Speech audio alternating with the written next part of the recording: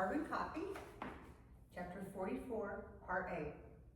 That's right, bitch, Lilly said to Jen, who lay unconscious on the floor. As she admired her victim, Lilly saw Jen's chest rise and fall with steady breathing. Jen still lived. Lilly decided to get out of this place, and Jen did not have an invitation to join her. She looked down at the pair of handcuffs and smiled. If Jen woke up, Lilly didn't want her to go anywhere or tell anyone about the escape. Quickly, she handcuffed Jen to the pipe on the wall and gagged her to keep her from screaming. Everyone hates you, by the way, because you're a real bitch, Lilly said. To ensure that no one could come looking for her or Jen, Lilly jammed the handcuff key into the locking mechanism of the door. Once on the other side, Lilly tested the door. It worked. The door was now jammed shut. It might not hold forever, but hopefully it would hold long enough for her to get out of there before someone discovered she'd escaped. Lilly glanced to the left. The hallway looked like the wrong way to go because it headed for the boat docks and all the action. Men scrambled to load supplies and provisions, so she turned to the right down the hall to find Mother and Luke. She tried one of the steel doors. It opened, and she entered the dark room, and she no longer stood vulnerable in the well-lit hallway. She closed the door with as little noise as possible. Once inside, she leaned back against the cold steel door, closed her eyes, and breathed a quick sigh of relief. Lilly escaped from the room in those dreadful handcuffs. She opened her eyes and glanced around the large room. She saw dozens of bassinets line the room, empty bassinets. It reminded her of the newborn nursery at the maternity ward. Only the beds were empty. Where had all the babies gone? Were they all on the boat too? Or did she just walk into the same nursery Mother rescued Luke and her from all those years ago? Although Lilly knew there wasn't time to look, she had to. The reporter in her took over. She found a story here, all right. She opened cabinets, drawers, and freezers.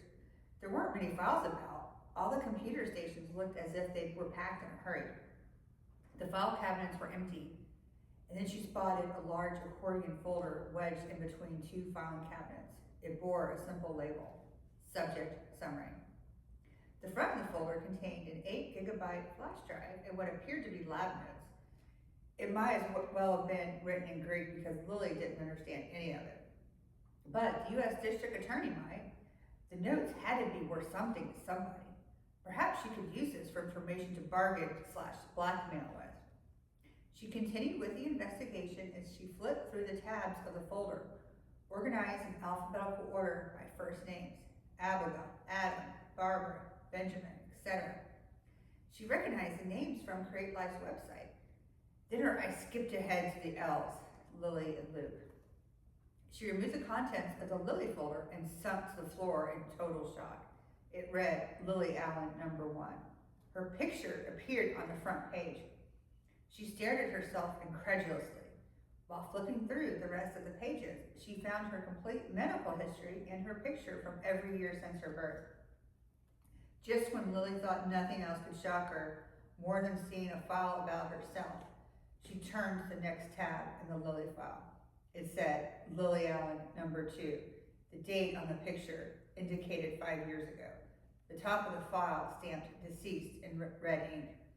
But what looked even more peculiar, someone labeled the picture Lilly, but it wasn't her. The girl wore her hair short, and the face appeared tan and gone. She never looked this bad. Her mind drifted back to Key Largo when she and Luke spotted the girl who looked like her long-lost sister, who was apparently dead. She kept going through the rest of the file tabs. Lilly number 3. This girl looked like her too. Only this Lilly permed her hair and wore glasses. She kept going through the Lilly files, all the way to Lilly number 200. This seems so strange.